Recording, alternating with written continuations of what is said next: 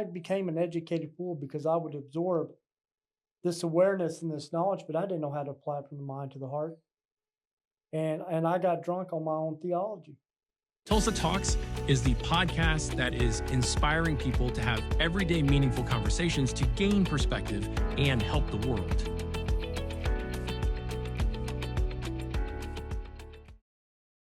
Our guest today is Kevin Lucier. Kevin comes to us with a sordid background. He wants to share with us his ideas of addictions and disorders, preventing the relapse. Kevin, thank you for coming today. I appreciate it. Thank you. So we've had a bit of a conversation before we started recording, and you told me a little bit about your childhood. Can you give us that in fairly concise statements so that we can get who you are, or at least what you've experienced from a childhood? Yeah, well, again, my name is Kevin. I appreciate the opportunity in coming and visiting with you. And I do pray that people in Tulsa as well as the surrounding areas find peace and hope, not to run from your problems, but to face them. God will work through all situations. My childhood was just, like I said earlier, it was millions of kids are going through what I'm going through or have gone through what I have gone through, and some of them even worse. And looking back and reflecting on that, I have to realize that if I hold on to a victim mentality, it's going to destroy me, and it's going to destroy God's work in me, as well as giving me, the strength to know that I'm not alone. And Right. Yeah, and that's why you're here, is to help people know that they're not alone. They're not the only ones that have experienced this, and Right. maybe help those people that didn't experience this have a different perspective of people that have. So when you were a child, you were raised in what kind of home? it was a single parent home, and I don't want to speak ill of my mother. She did the best that she could. She struggles with mental and emotional disorders. And looking back and reflecting on that, God never intended the house to be as one, but to be as two. We need both parents to bring balance and security. And I pray for grace over my mother because she wasn't built to be a dad and a mother. She was built to be a mother. And Yeah. when that separation had happened, it took a toll on her. And Trying, you. yeah, And when my parents went through a divorce at 14 years old, of me being 14 years old, as I got to experience, I went through a divorce as well. And that was life altering for the Yeah. rest of my life. right. So, single mom, less than ideal living situation as far as her not being able to take the male and the female role.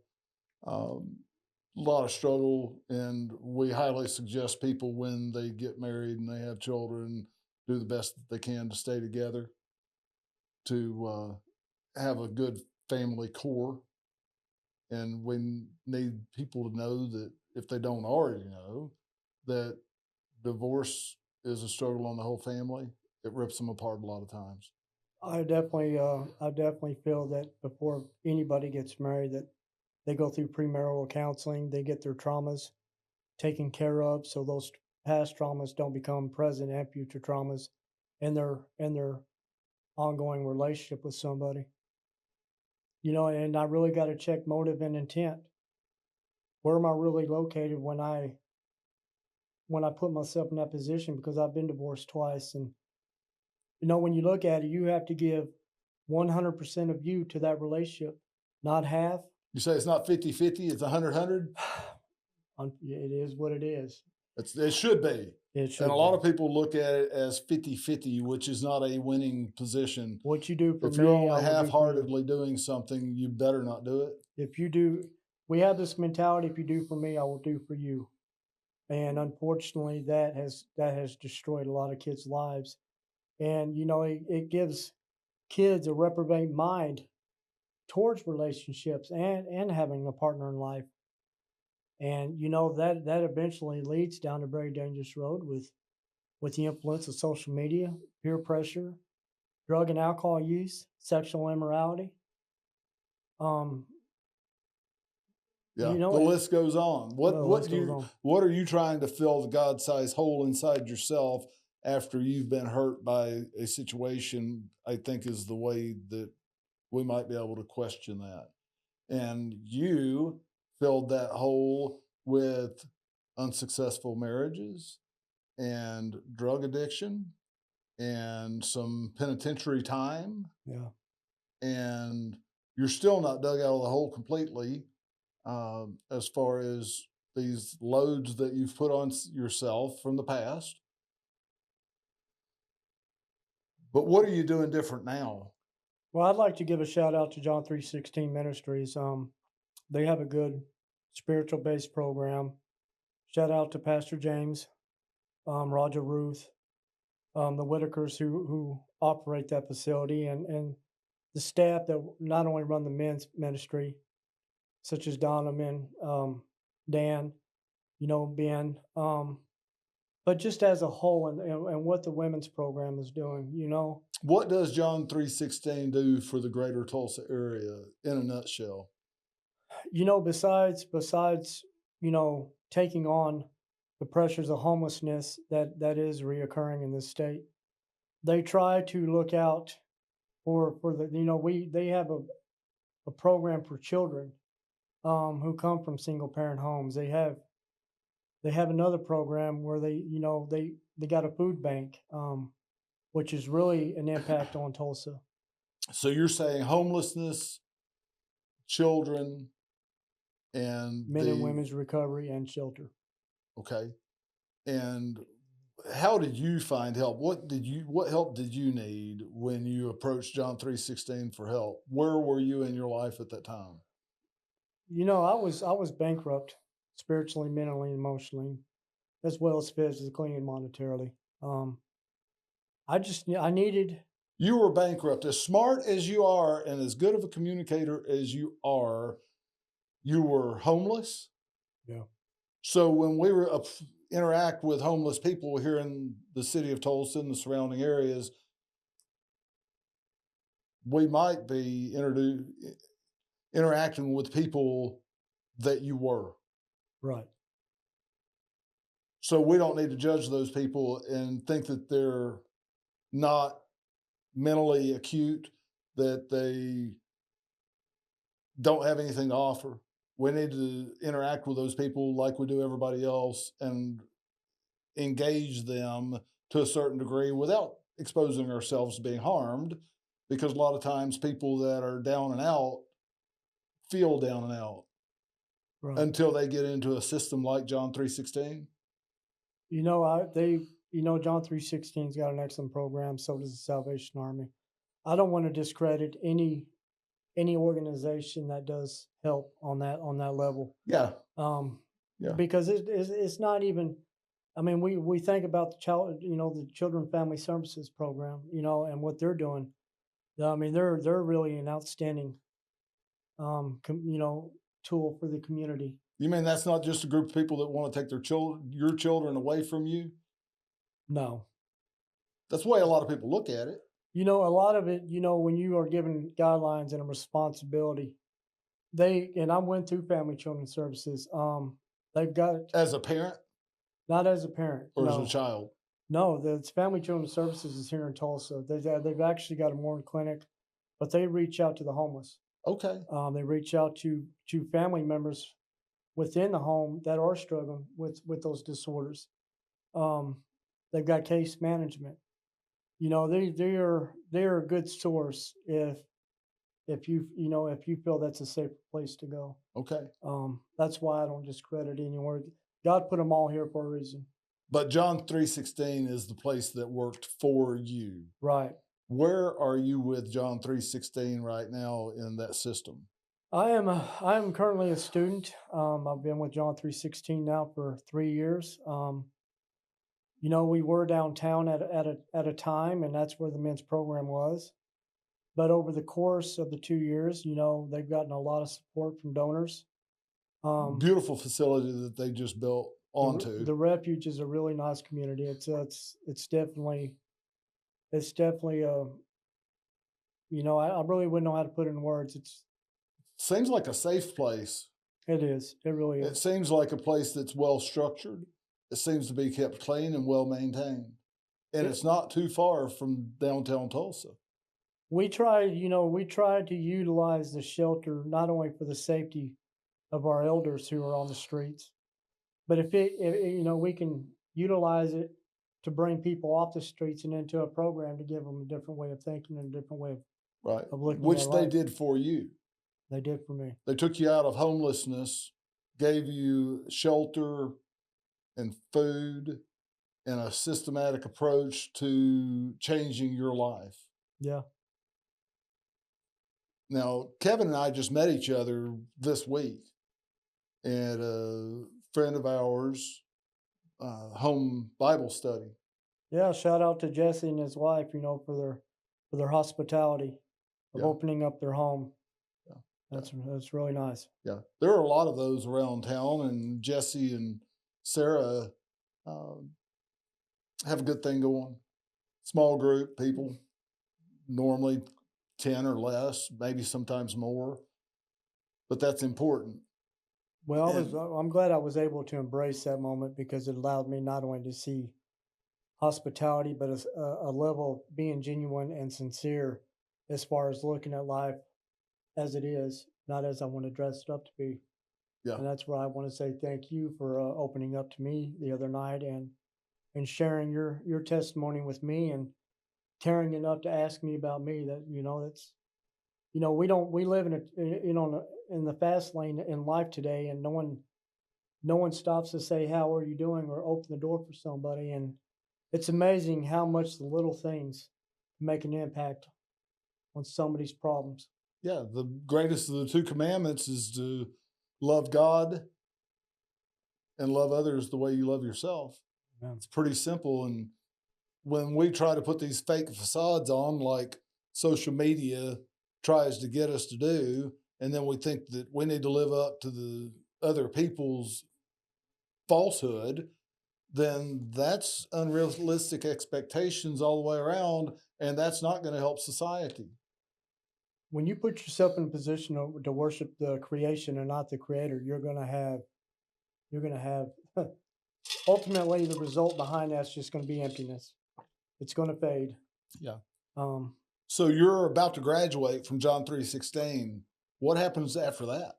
there's a sober living house. I'm not going to go into details about it until after I get things situated with it. But there's a lady that's running a sober living house in Broken Arrow, and she works with she knows a gentleman by the name of Rick from Crossroads Church. I'd like to say hi to them and Skytook First Assembly, if I can, to Pastor Mack and his wife.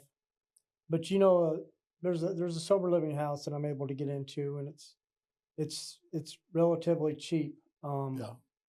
So it really, God is opening doors to give me a life of manageability, and that's what we spoke the other night.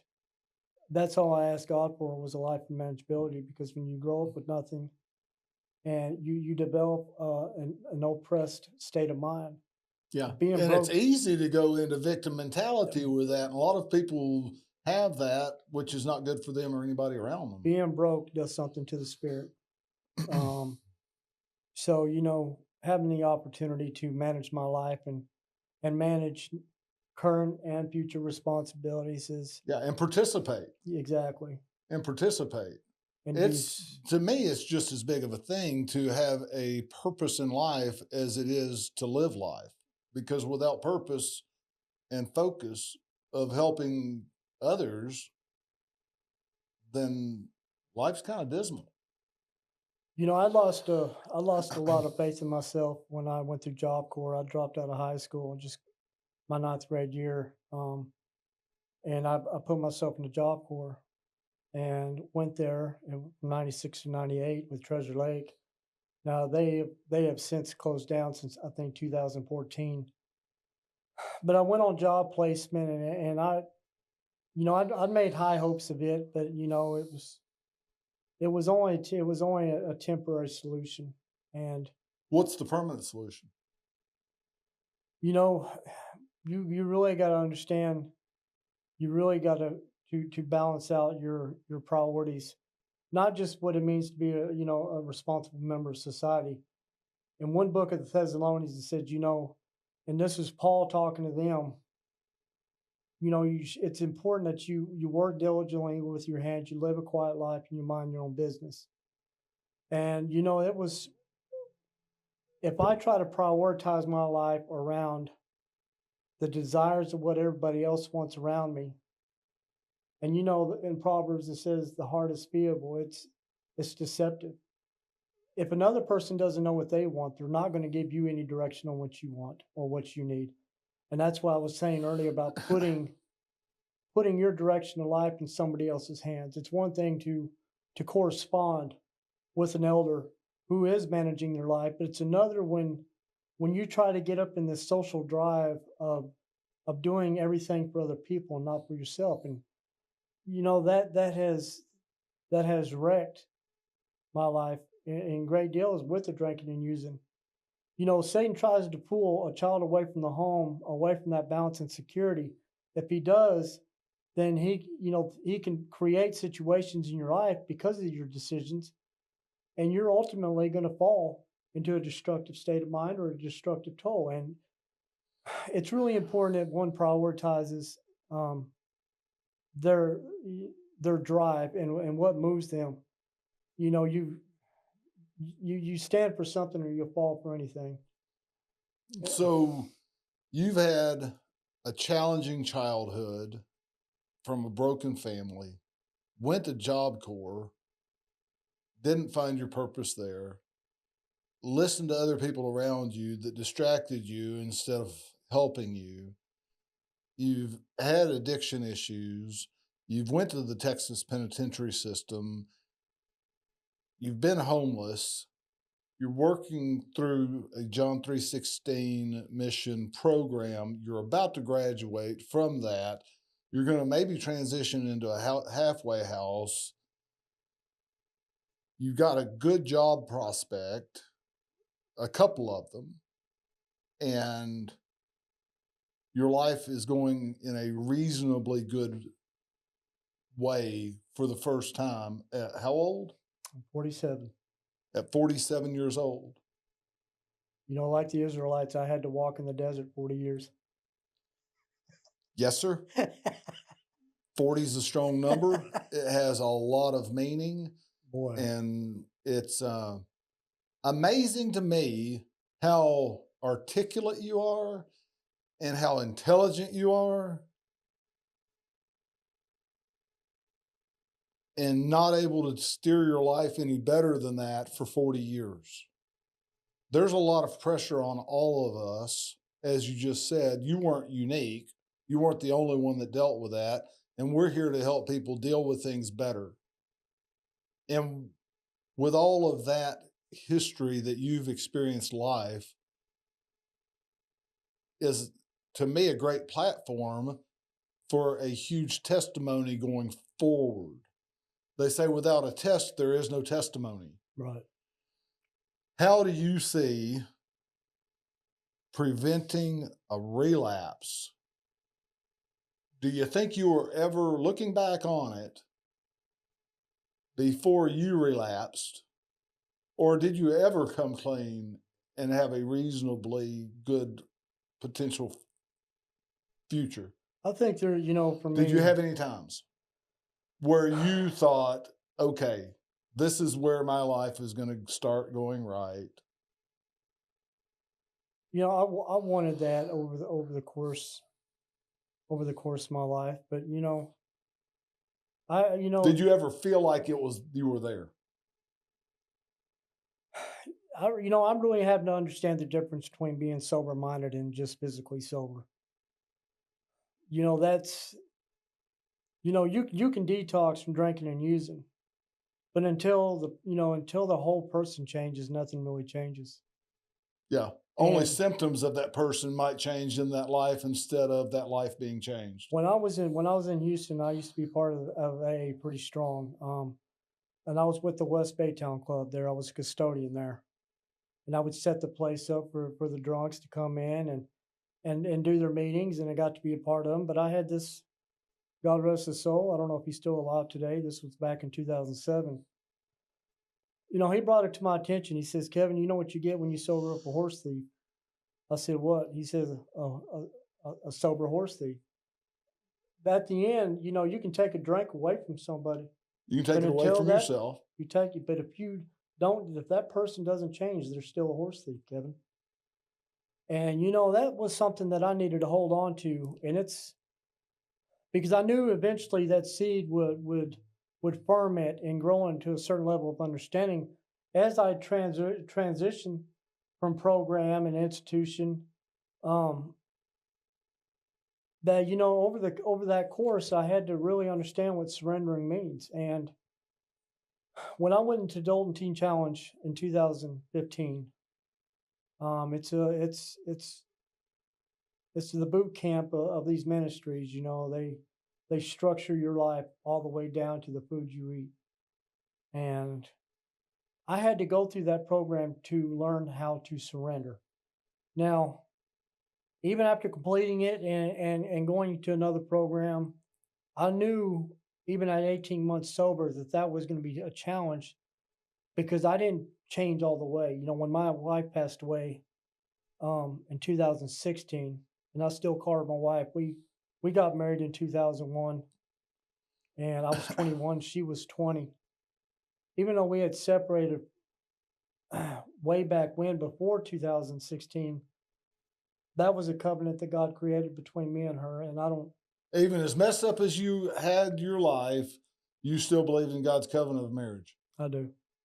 And You did the whole time. I did. And it really, when she passed, that I lost 15 years with her and watched two little girls grow up. When she had passed, that broke something in me. And in 2016. And that's where I go into saying, don't put your life into the creation, but you got to put it into the creator, because when things fade, whatever you put your mind, heart, body, and soul into, and when it fades, it's a rock bottom. It's worse than a detox. It really, when I fell off, I did get back on the horse, but I had to travel from Oklahoma City to Guthrie, and from Guthrie to Bartlesville, from Bartlesville to here. I had to go bump my head a few times, but God's grace and mercy was upon me.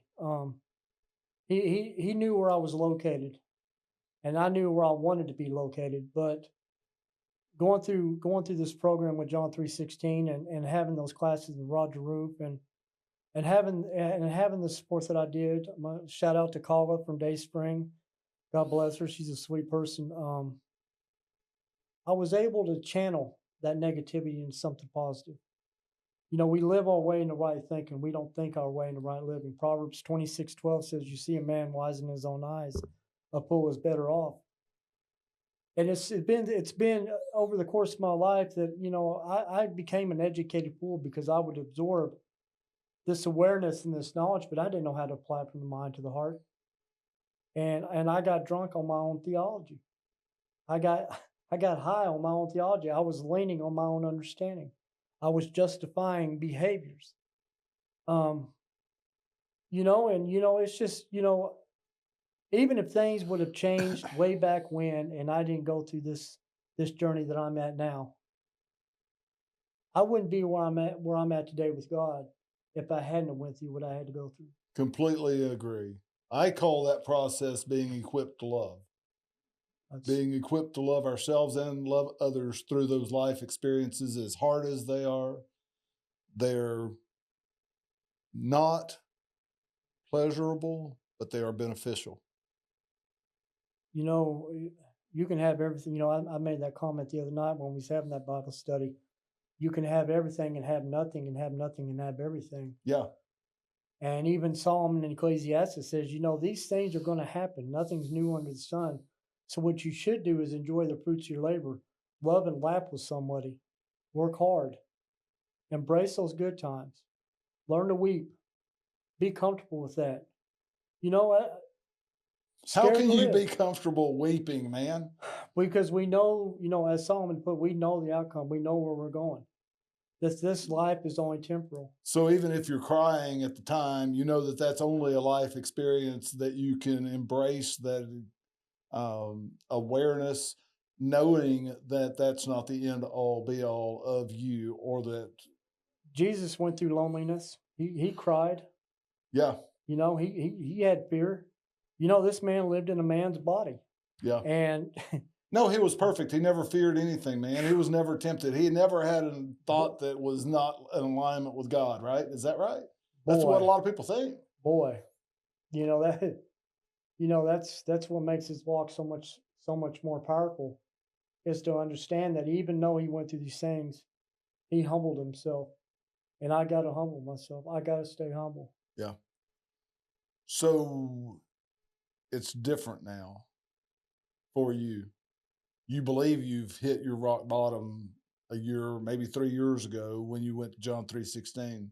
Maybe there was a process to realize what rock bottom was during that process. And now you're about to graduate, maybe go to a sober living house, get a good job, and what's going to keep you from relapsing? Well, I know I got to change my temperament over these potholes and people cutting me in traffic. They want to run over my little car. Thanks for lightening it up a little bit. Thanks for lightening it up a little I've bit. had some choice words over the road, and I've had to repent over them. You leave chapel, you get in your car, and you got potholes that are 2 foot deep, and you got these trucks on the highway trying to run over a little Honda. Yeah, lose your front end in some of these holes in Tulsa, but they do the best they can, I guess, with what we have to work with. I see guys out there doing temporary patching all the time and new roads going in, and man, I can't imagine being in charge of that. But anyway, how do you keep it from going off the rails again? What system do you see, or do we need to make one? That's going to be an ongoing process throughout the remaining years of my sobriety.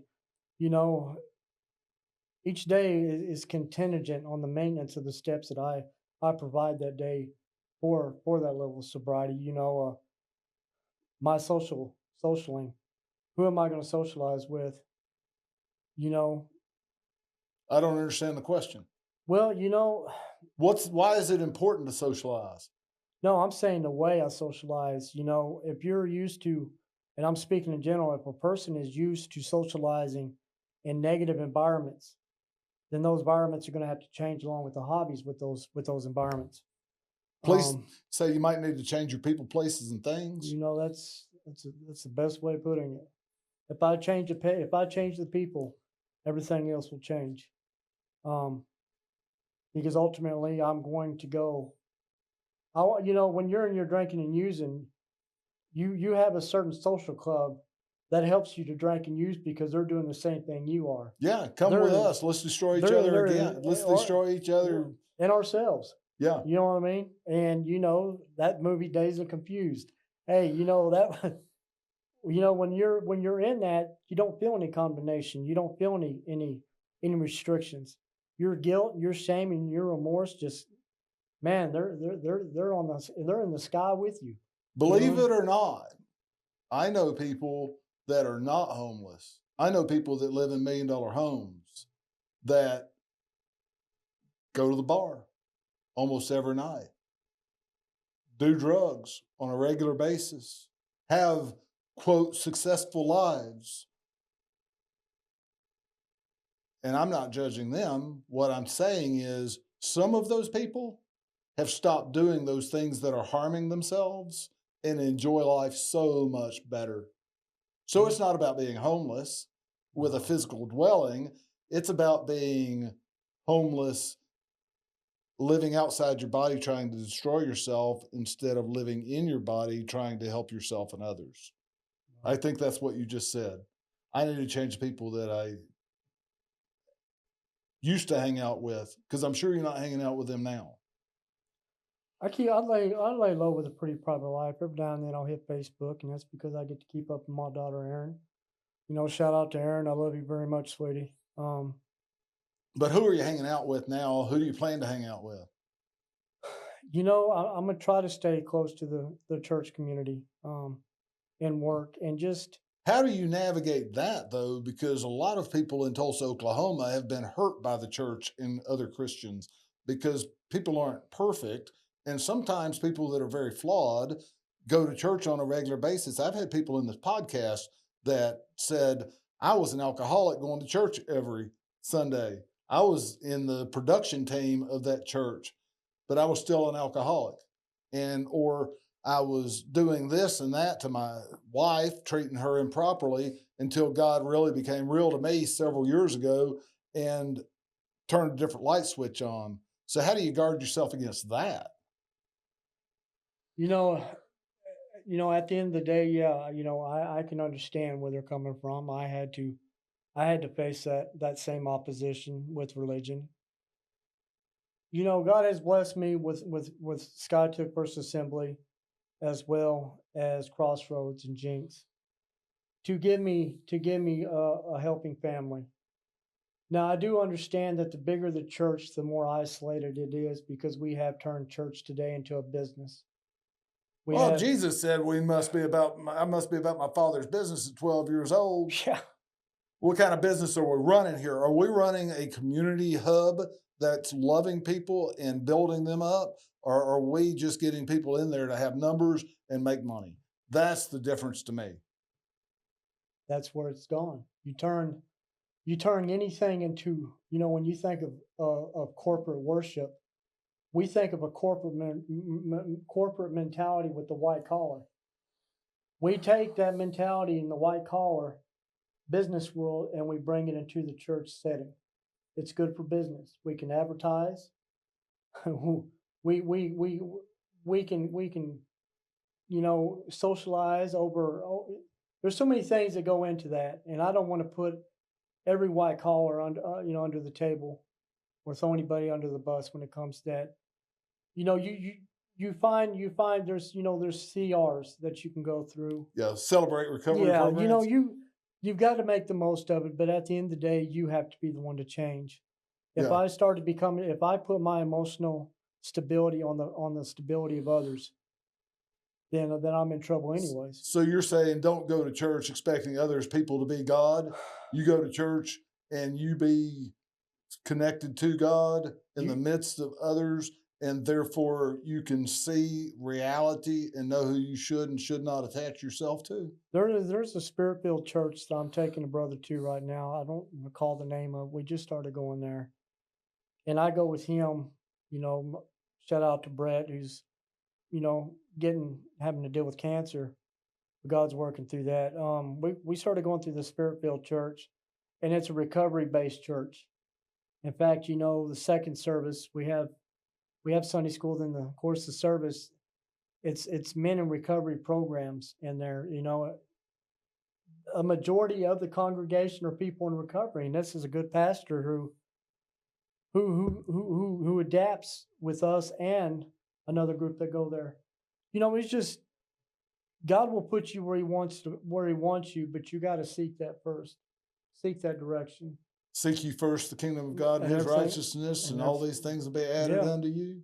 No, I'm still learning the ropes for this. I'm still trying to figure it out. So, I think every human being that is still breathing is trying to figure it out. God has given us the ability to grow in and with Him and allow Him to flow through us to other people's lives. That's why we're here today, and we appreciate you coming to the podcast. Well, thank you, brother. I appreciate the opportunity in coming. We are here to help you discover or develop your passions, how you can use them, and why you exist. How can we help you help others better?